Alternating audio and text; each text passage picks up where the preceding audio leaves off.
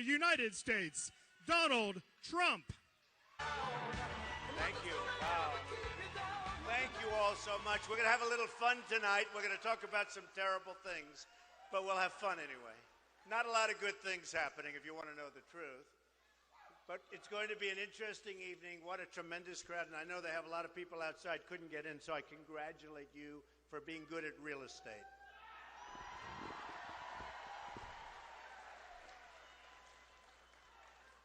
So I came over today, and I'm reading the newspapers, and what have I been talking about for years? China devaluing their currency. So they did it again to us today, folks. They're taking your jobs, they're taking your money, they're taking everything. And by the way, we owe them $1.4 trillion. How do you do that? That's like a magic act. We owe China $1.4 trillion. And I love China. Nothing wrong with China. Their leaders are so much smarter than ours. Mexico's leaders are so much smarter than ours. They laugh at our people. They tell me, because I have, as an example, with China, they buy my apartments. They spend $50 million, $40 million, $30 million, $15 million, they're the cheap ones. When I sell a $15 million apartment, it's like, China pays so much money to Trump. I have the largest bank in the world from China. They're my tenant. I don't have to worry about the rent, believe me. Many, many, many times, you take our biggest bank, Citibank, take J.P. Morgan Chase, many, many times the size. And you know what? It's amazing. People tell me, they come over, they give me a lot of money, and then we talk. Now, they didn't know I'd be running for president, otherwise they wouldn't have talked so much. It's true. And they say, we can't believe we get away with it. People from Mexico, I love the Mexican people. They have tremendous spirit, amazing spirit. They have amazing spirit. They're great. No, they're great. And I was just telling the press, there was a poll in Nevada that was just done. I'm leading in the Hispanic vote. And I'm going to win the Hispanic vote. It's true.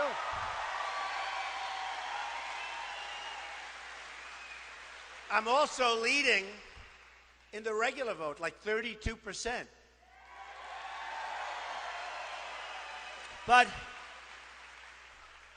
when you look at what's happening, whether it's Mexico or China or Japan or Vietnam, which is doing unbelievable business right now, their leaders are so smart and so sharp and so much more cunning. And I use the word cunning a lot because the word cunning is very important.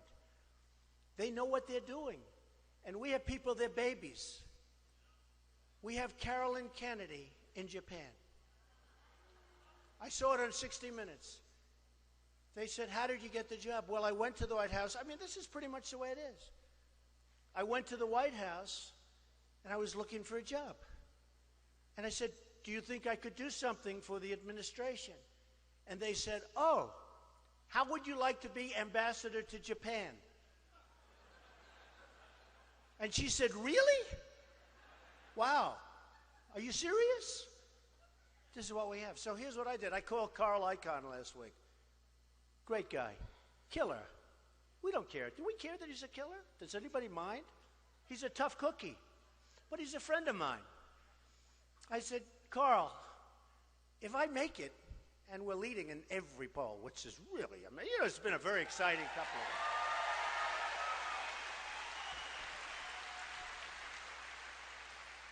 I said, Carl, you know, he's made a fortune. He's a great negotiator, talented guy, very smart guy. Went to Princeton, one of the top students at Princeton. A lot of people don't know that about Carl. And there are other people like Carl that are brilliant people and great negotiators. They don't sleep at night. Like me, we toss and turn and toss and turn. We're thinking, always thinking, ay, ay, ay. It's not easy on the family. But we're tossing and turning and scheming. That's what they are. There's no 18 hours of sleep. Does that make sense? So I said, hey, Carl. In fact, now the press will call Carl, I'm sure.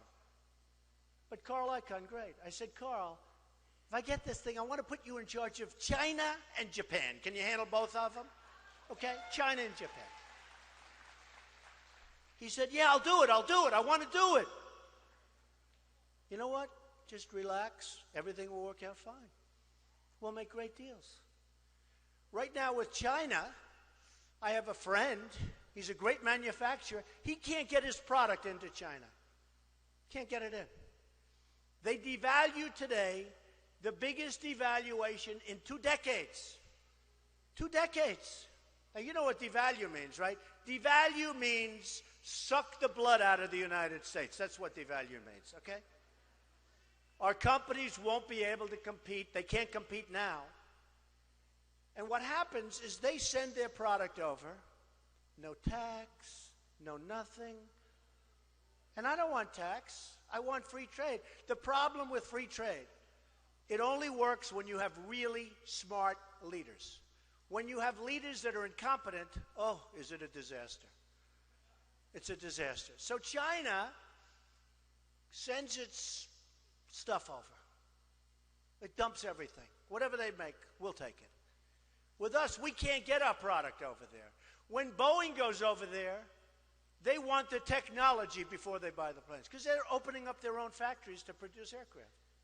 They want Boeing, and I said, I don't think Boeing should do it. But when you think about it, it doesn't matter because even if they didn't, they'll take it anyway and build anyway. So what difference does it make? Okay? They're smart. They're sharp. And we're not. Our leaders aren't. So my friend is a great manufacturer, and he wants to send things to China. And he comes up and sort of depressed. I said, you're not a depressed person. What's wrong? He said, I can't get my product into China. And now that it's close, they want to charge me, they call it a tariff because it sounds better than tax, you know, a little more sophisticated, right? They want a tariff of like 42%. I said, does anybody know this? And you know, when we send trucks over there, I've heard, and you people know a lot about trucks, but I hear they charge a big tariff to take the trucks. We charge nothing. We charge nothing. Now Japan, think of it. They send boatloads. I was in Los Angeles 2 weeks ago. I saw the biggest ships I've ever seen with cars. I don't know, must be thousands. I never saw so many cars. This massive ship, cars all over, being unloaded. We send them what? Beef. Wheat. We give them wheat. They don't want our product because their farmers don't want it. So it's about 19%, 18%. They send over. We do about 18%. And ours is perishable. A car really isn't. You know, car is a car. I mean, that's good stuff, right? So what happens is, I would say, you know, until it evens out, like bring your stuff down about 80%. I want to be even. The deficits we have with these countries are incredible. They're incredible.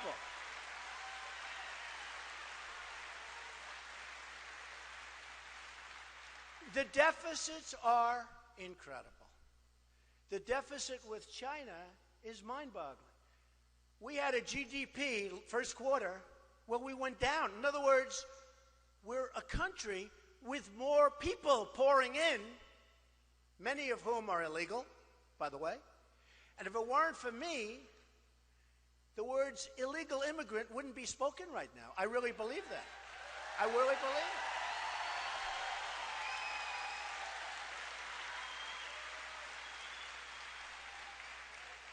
it. It's so incredible. And then you have the killing of Kate in San Francisco, beautiful Kate. And it's like, just happens. This guy came in 5 times, and the 5th time was a disaster for a family, a great family, a family that I've gotten to know a little bit, and a family that I've spoken to on numerous occasions, and a family that I don't think the president has yet called, which is incredible. He hasn't called. Think of it. He hasn't called. But it's a great family, and she was an amazing woman. And then we have Jamil, beautiful Jamil, a young man shot down almost in front of his father, who's going to the deli. Good student, great football player, maybe going to Stanford. The apple of his father's eye, who is a great guy. We had a news conference together. The father is like this incredible guy. Loved his son more than anything in the world. More than anything. And his son came back from the deli. And he called the father. He used to call him old man. Old man, I'll be there in 3 minutes. From the deli. This beautiful kid. And an illegal immigrant took a gun, put it up to him, shot him, and then shot him a couple of times when he was laying on the ground with his hands like this. Right through his hands he shot him. And we have sanctuary cities, and we have all sorts of methods, and it's so incredible. I've gotten to know so many families through what I'm doing. I've gotten to know so many families that are devastated, that will never be the same. You can never be the same. And so you look at that and what we do and what we have in terms of our leadership. And believe me, other countries are sending over people that they don't want. They don't want to use their prisons. They don't want to use it. They say, why should we use our prisons for many, many years to house really bad people when the United States will do it? The problem is they come over, and by the time they get into our prison, lots of bad things happen. So we have to build a wall. The wall.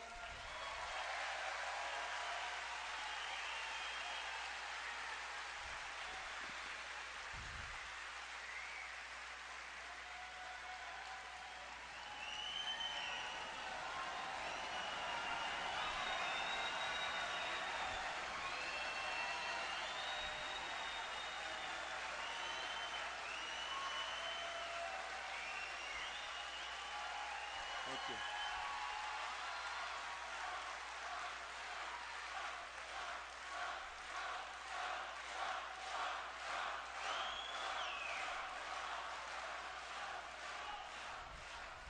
The wall will be big, it will be powerful.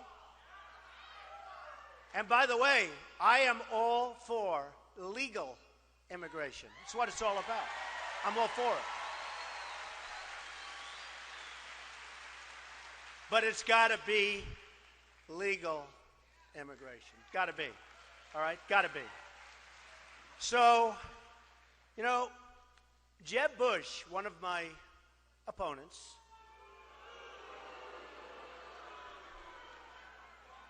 I noticed he's not doing very well in the polls. I've actually noticed. Hey, look, remember this. Remember this. He's gone to my friends, many of my friends, and he's raised $114 million. And he may, you know, right now he's not doing well in the polls, right? Okay. So he may be doing very poorly in the polls, but he's got 114, even more than that, to spend.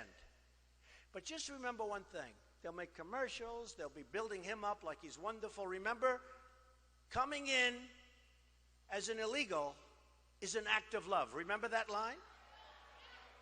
An act of love. Tell that to some of the families, that it was an act of love. Tell them to some of the families that are devastated that that was an act of love. But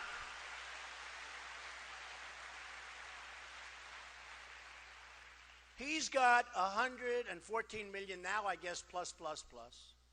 And he's going to be spending money along with other people. You have Walker, who was supposed to have a surplus in Wisconsin, and now they have a $2.2 billion deficit. And he's a nice guy. I supported him. I support all of these guys. You know, I support everybody. The heck, I'm a businessman. I support everybody. They ask me for support. I support them. And you know what? If I call them in 2 years, 3 years, hey, I need some help, they're there. Okay, that's the way. But that's not really a good system. That's not good for a country. Because a lot of times the people that support these people, they need things that are adverse to the best interests of the United States. It's a problem. And nobody knows the system better than I do. I mean, look, I was on the other side. I'm telling you, 2 months ago, I started this, think of it, 2 months ago. And the media, look at all those people back there. Scavengers. They're like scavengers. They're like scavengers. So many. Hello. No, I see a couple that I really like. There are some that I really like. But the media doesn't tell it like it is. The media just doesn't tell it like it is. You know, I tell...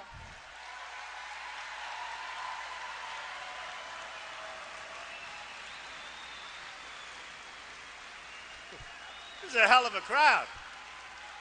It's very interesting. I have a little expression that I use so often because I believe it's true. And it's a sad thing. But I say it and then I give a very big ray of hope because if I'm elected president, this is what's going to happen. But I start off by saying, the American dream is dead, but I'm going to make it bigger and better and stronger than ever before. Okay? I say that. I say that. So I say it, and I say it a lot. The American dream is dead. I'm going to make it bigger and better. It's like supposed to be a positive thing. So the American dream is dead, which we know very much it is. But I'm going to make it bigger and better, stronger than ever before. Right? So I go home and I see my wife. And she says, Melania, she'll make a very beautiful first lady, I can tell you. And a great first lady. She's got a great heart. Great heart. She cares more about those women issues that Bush doesn't care about. She cares more about that. Between Melania and Ivanka, believe me.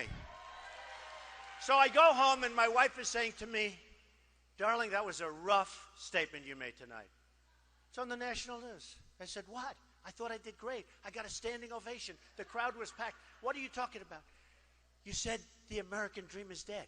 I said, what? The American dream is dead. Oh, I said, let me see it. So we replay it. You know, you have these things like TiVo and things. It's really great today. You can replay from 10 years ago. It's unbelievable. So here I am. I'm standing and I'm saying, the American dream is dead. Cut. Off to the next story. I say, that's terrible. It's terrible. No, it's dishonest. Okay, it's very dishonest. It's true. It's very dishonest. Oh, could I tell you stories about the media? You know, I've always found the financial, because with financial it's a little bit easier to figure, but I've always found the financial media to be pretty good. You know, you have some guys there too, but pretty good. But the political media and the coverage, wow, it's tough. And I tell it to people because I want you to know a lot of times what you're reading isn't just not the truth. It's just not the truth.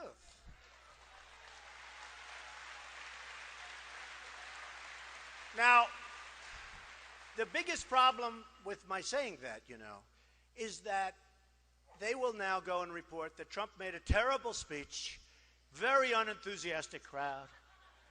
The place wasn't packed and there aren't 1,000 people outside trying to get in. But who can blame him? Hey, I'd probably do the same thing if I heard this. So, you look at what's going on at the border, where Mexico is absolutely, just absolutely destroying us at the border, and others. And by the way, it's not just they're coming from all over the world, people. They're going through the border. But they're coming from all over the world. They're coming from the Middle East, folks. I hate to tell you. They're coming from the Middle East. But Mexico is also brilliantly killing us on trade. Mexico is the new China. Mexico is taking plants, and for cars, it's going to be, I mean, you can forget Detroit, what it used to be. This is going to make Detroit look like small potatoes in its prime. Because they're taking our factories and they're rebuilding these massive plants in Mexico. So in Tennessee, they were going to build a plant. It was a done deal, big German car company, practically a done deal. At the last moment, they decided that they're going to build it in Mexico. Watch. You know how? Like here. Believe me. So let me just tell you. Now we have a great company, Ford. Great company or good company? What do you think? Good company, right? I like it. I don't blame them. I don't blame them. And it's very appropriate because I'm making this speech. I've told this story. People hate this story, but they love it because it really explains it. But they hate the story. It's very depressing.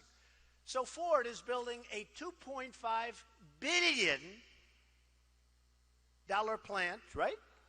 In Mexico. They're building it in Mexico. So you say, now, how is that good for us? So I said to myself, right? No good.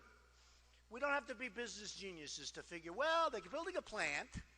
They're going to make, it's a massive plant, one of the biggest in the world. They're going to make all these cars, trucks, and parts. They're even making parts. It's so big, they'll make the parts, the trucks.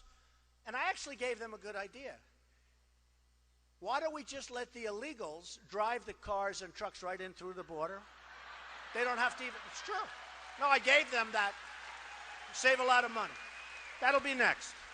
No, they'll be doing that next. So they're building this massive plant, and I said to myself, okay, let's say that Jeb Bush or Hillary or one of these politicians, all talk, no action, all controlled by lobbyists and special interests and donors, people like me from previous months, okay? Total control. Bing, bing, bong, bong, bing, bing, bing. You know what that is, right?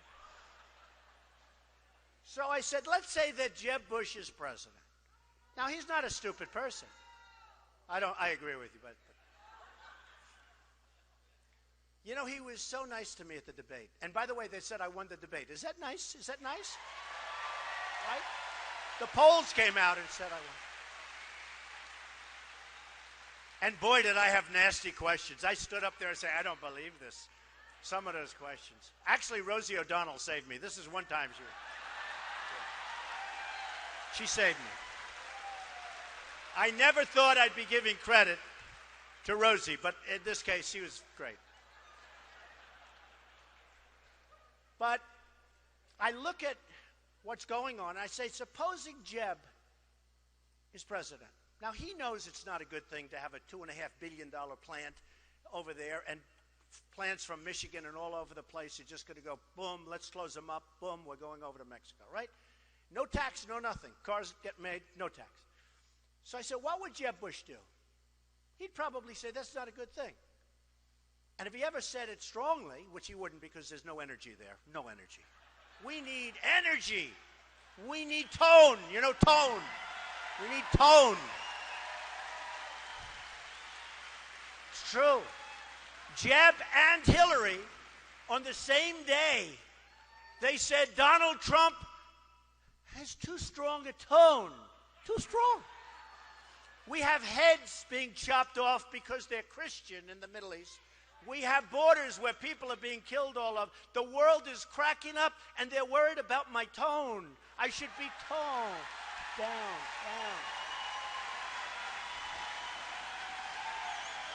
Sad. So sad. It was an amazing thing because he mentioned it and she mentioned it the same day. And I say, they're so wrong. I don't like their tone.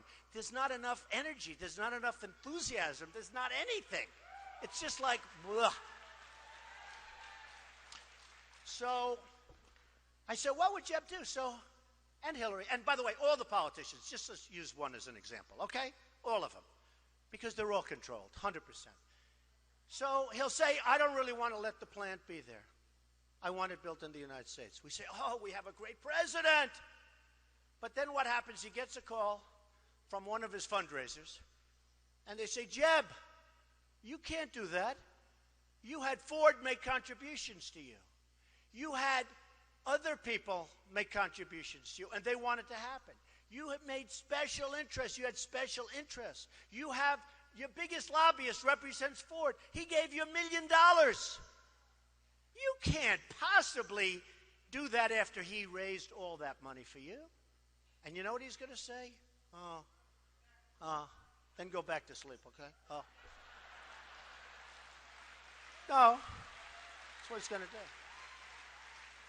And the plant gets built. Believe me, 100% that plant gets built, 100%. All right? So now let's say it's President Trump. Ladies and gentlemen, President of the United States, Donald J. Trump.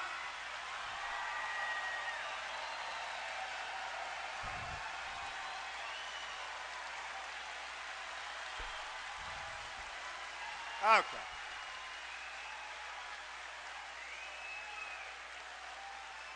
Enough about me. Let's talk about you. Okay, so what's President Trump going to do, right? Well, I don't have anybody giving me money. I don't need anybody's money. You know, hey, they all said I'd never run. Then they said I'd never file my big form. Then they said I'd never file my financials. And I wouldn't because maybe he's not as rich as people think. Turned out I'm much richer than people ever thought. I wanted to file my financials. I loved it. I wanted to file them. It's one of the reasons I'm running. I wanted to file my financials because now everybody's talking. He's really rich. But they said all these things. So what would President Trump do? So I don't have money. I don't have lobbyists. In fact, I've had in the last 2 weeks, because I've hired many of the lobbyists. That's true. I hire lobbyists. They're great. They're terrific people. They can do whatever the hell you want them to do, okay? It's true. So I've had a lot of them. They've called me. They said, we want to contribute. It's amazing when you go to number 1 how these guys want to give you money. You know, if you're at number 12, I guarantee Rick Perry is not getting a lot of calls from lobbyists right now. And neither is Lindsey Graham.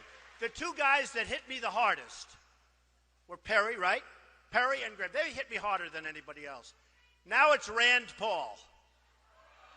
Can you believe it? He's the new one.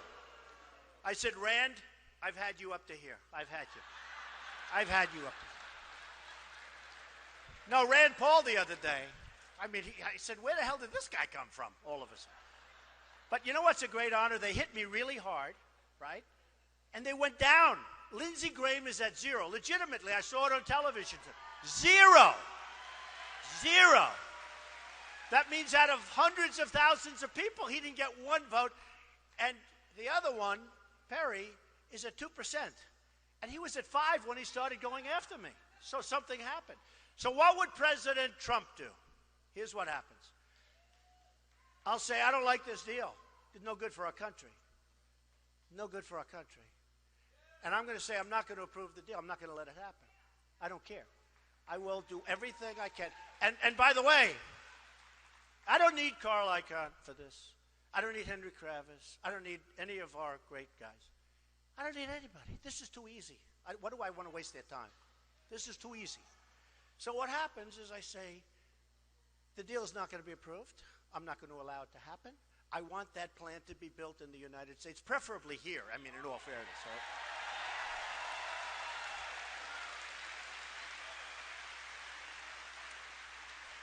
And here's what's going to happen. They're going to call me. Not going to be any good. They didn't give me any money. They didn't take care of me. I don't need it. I don't want it. I couldn't care less. And I'll get a call from the head of Ford. Nice guy, very capable guy, as you know. The new head, the old head was great. The new head is great. Great people.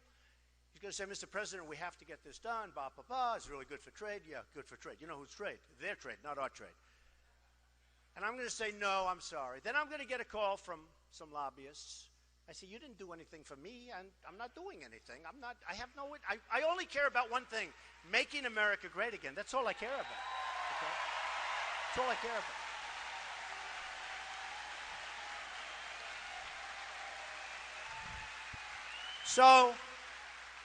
So my only question, I only have one question, is do they move the plant in the United States the same day, or will it take maybe a day later? Because that's what's going to happen. It's not even a doubt. Okay? And we'll end up with a plant in the United States, and we'll create jobs, and that's what we have to do. Because we're just losing so many ways. We don't have victories anymore. We just don't have victories anymore. So let's look at another thing. Let's look at this horrendous deal that we're making with Iran. Now think of it. Think of it. So here's a problem before we even start. Even if the deal doesn't get approved, and believe me, I think it probably will. I think Schumer, who I'm very close to Israel, but Schumer comes from New York, very close. I have a great relationship. Far better than our president has, that I can tell you. But who doesn't?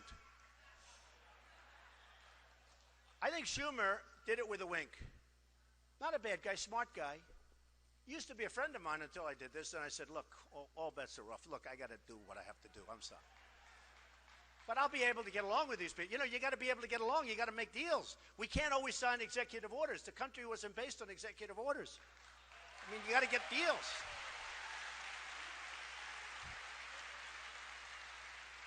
So I pretty much believe, I mean, I really know the New York scene. I think they gave Schumer a little wave off. They said, look, you go ahead, oppose it. and this way you're friendly. And he has a large Jewish constituency, to put it mildly, the largest. And they said, look, you go ahead, go against it. We're going to win by, one vote or something anyway. And this way you can have either that or they're going to really take away all his power, one or the other. But I think it's the first. I think he probably got a pass, and I think that's the way politics works, and it's not so nice, but that's the way it works. But you take a look at this Iran deal, and this deal is one of the more incompetent things that I've ever seen. It's going to lead to nuclear proliferation. You're going to have countries that weren't even thinking in terms of nuclear are going to go nuclear. You're going to have money thrown around, and they have plenty of money in plenty of these countries, believe me, big, big money.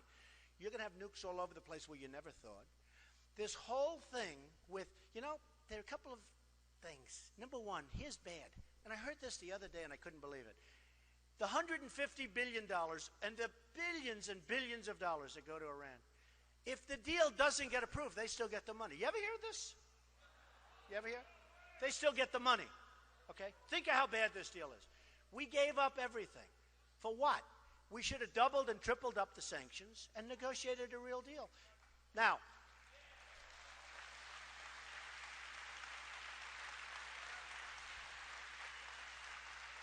the 24-day catastrophe, right? 24 days. What people don't realize, before the clock starts ticking, you have to go through a whole process, like a mediation. It could be forever. It could be forever. And I could just see they're doing nukes all over the place.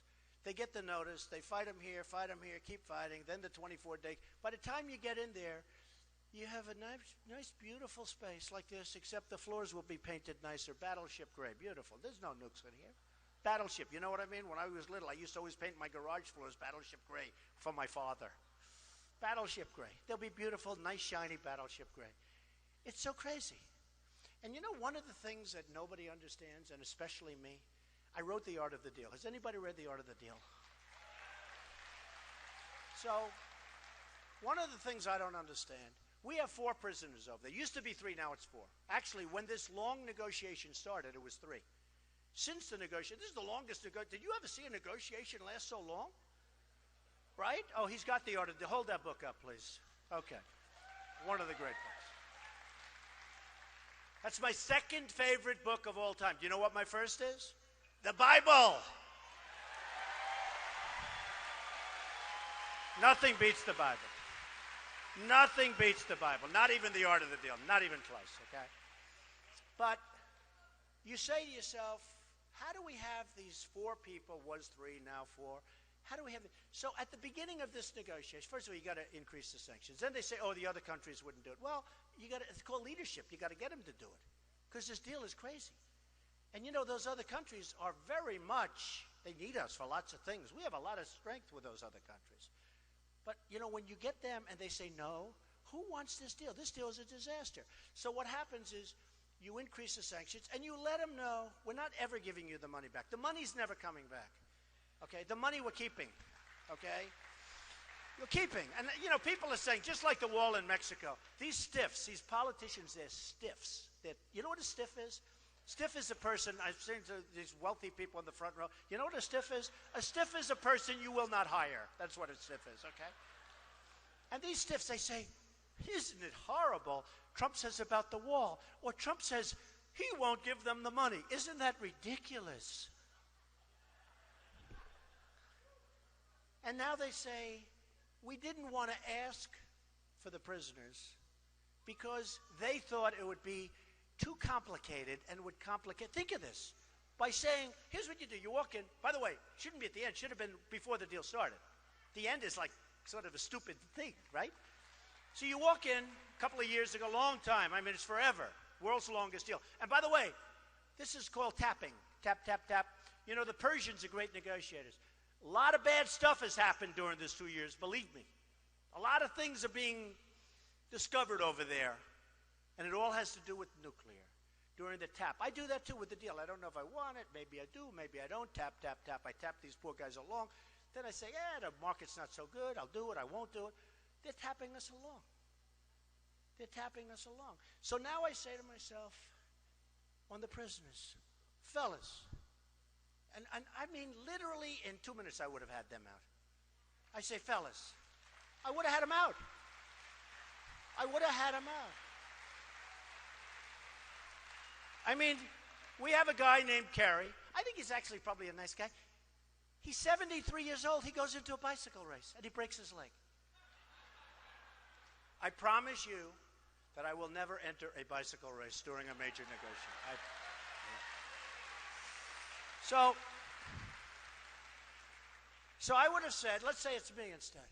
Probably would have gone and do this one myself. I'd say, come on over to Washington. Let me tell you something. You don't want them. You don't need them. Your people don't care about them. We do. It sets a good tone, you know, to use a Bush term. It sets a good tone. Really nice. If you would give us the prisoners, before we start, we want to get the prisoners. Just let them out. Bum, bum, bum. Everyone's going to say you're really nice people. You'll be able to make a better deal if you let them out. Let them out, and let them out now. And if you don't let them out, we don't want to even negotiate. Because you know what that is? That's like a sign of bad faith, right? If you can't get that. So they would give it. I don't say as sure as Ford. I gave that 100%, right? I would say this 99%. But if they didn't give, we don't even start. And then we just ratchet it up, being more sanctions, right? That's right. I love that lady. She keeps holding up that art of the deal. I love her. But we just keep ratcheting it up. They will give them, and we'll make a much better deal than we made, and we'll have a real deal. And I love the idea of a deal, by the way, because nuclear is a whole different world. That's big, big problems.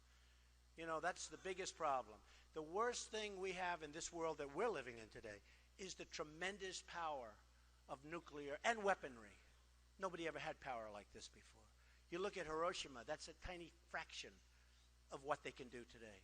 So I'm all for that. But the worst thing that can happen is a bad deal. That's far worse than not having a deal.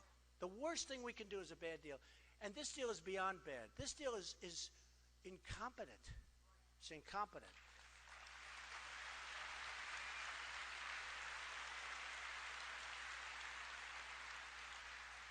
So I would get the prisoners back, and I would make a great deal.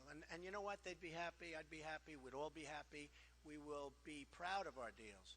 You know, one of the magazines said I've done a great job with branding. Of course, it's a lot easier when you're not running for office. You know, this branding when you're running for office is a little tough, because if you get 55% of the people love you, 45% don't. That's pretty good. You win in like a massive majority, right? But they say I've done a good job with branding. And somebody said, boy, if you could do some branding for the United States, because we have a country where the brand has been so badly hurt. Think of it. The brand, this great country that we love.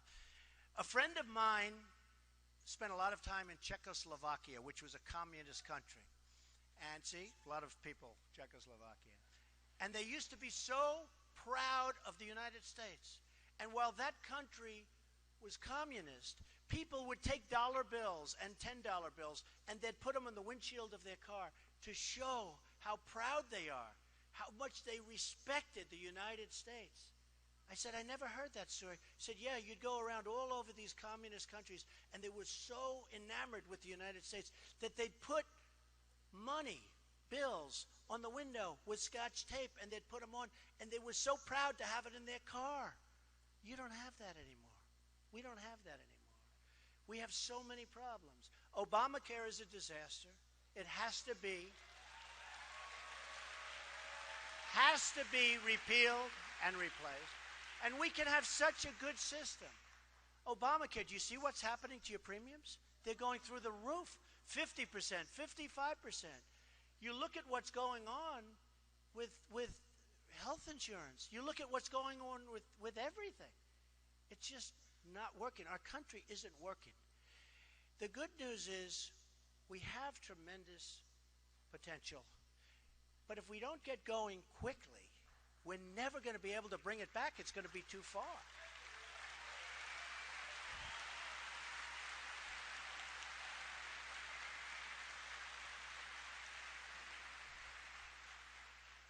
One of the things we have to do, I'm in the real estate business. I'm always getting listings, a base is for sale, something's for sale, a military something is for sale. It's always military. I say, are we going to have anything left? Are we going to have anything left? Take a look at how many bases they've sold. One of the things we have to do is build up our military so strong and so powerful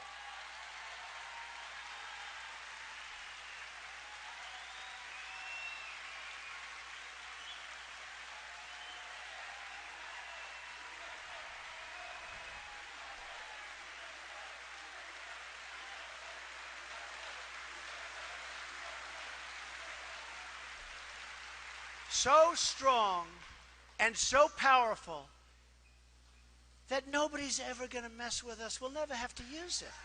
We'll never have to use it. And we can do that. We have the great technology. We have everything. But we're not doing it. We're cutting back on military, which is probably one of the worst things. You know, it's interesting. We would make it so powerful that, yes, it will cost money. But if we don't use it, we'll save a fortune because we won't have to. Putin, who I would get along with very well, I'll be honest with you. He can't stand Obama. Can't stand him. Can't stand him. I actually get along very well with people. People say, oh, is he a nice enough person? A woman comes up the other day, and I made a speech, and everybody was going crazy, and she got up and said, but Mr. Trump, do you think you're nice enough to be president? Are you a nice person? And I said, I think I am. I love people. I love charity. I love a lot of things. I think I am. But I said, but you know what, ma'am? I really think this is going to be an election. People are fed up. This is going to be an election on competence. It's competence. It's going to be an election based on competence. So I want to build that military so strong where Putin, 2 months ago, said something I never thought I'd hear from Russia, from a major country. He started throwing around the nuclear word. He said, essentially, they better not play around with us too much. We're a nuclear power. We have nuclear weapons. I couldn't believe I was hearing it. Just the mention of it was so bad. And our weapons, we don't even know if they work. To show you how stupid we are, they did a major television program, 60 Minutes, I don't know if anybody saw it, where they go into the silos. The stuff is old, it's rotted, the phone systems don't work, the wires going to the phones are all, they don't even know if it works. And I said, if I were Obama, I wouldn't be showing that. I wouldn't be showing it.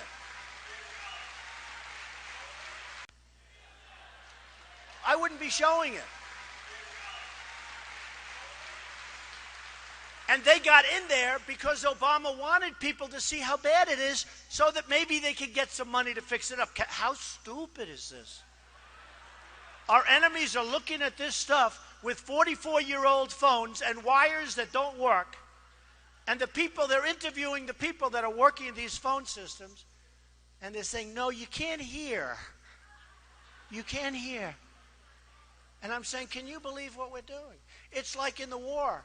They were saying, we're going in 2 weeks and we're going to be attacking a certain city. You know what I'm talking about. And we're going to attack, and this is the way we're doing it, and we're going here. And I'm saying, can you imagine the great General Douglas MacArthur or George Patton, any of these great guys, listening to a president say exactly what we're going to be doing? Then I said, you know, that's smart. Because they'll do the opposite. They didn't. It was exactly as he said. So, you know, with ISIS, can you believe we can't beat ISIS? No, can you believe it? So I didn't want to say, because I really think I'm going to win. I mean, you know, I'm an optimist. I think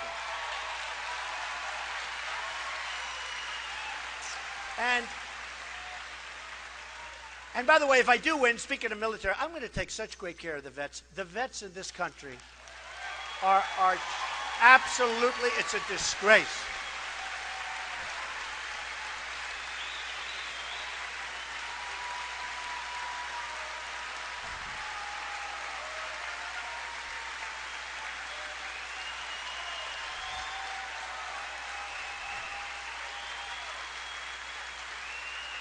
You know, 2 weeks ago on Wednesday, they had the longest wait in the recorded history of the vets waiting in doctor's office.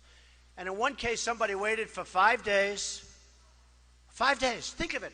Look, we're really spoiled, most of us. We go to a doctor. If I have to wait 12 minutes, I'm like incensed. I'm going, what kind of a doctor is this? And these are people that can be really helped through the right pill or the right medicine or a small operation. We're not even talking about the big stuff. They had to wait 5 days. In one case, a man waited 6 days to see the doctor. And when he finally saw the doctor said, I can't see you, I'm going on vacation.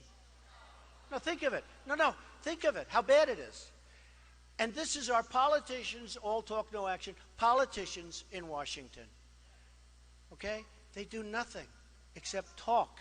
And the money we spend is incredible. It's like the money we spend on the vets is incredible. We can take such great care of them. I'm going to make that one of my priorities. The military, the vets, and jobs. And jobs. And believe me, I know how to do it. I know how to manage. I know how to manage.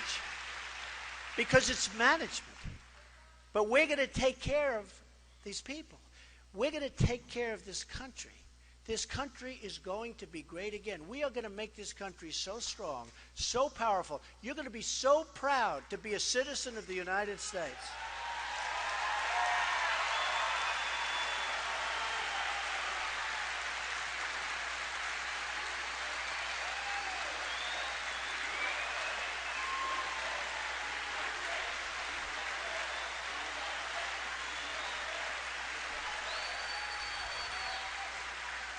So,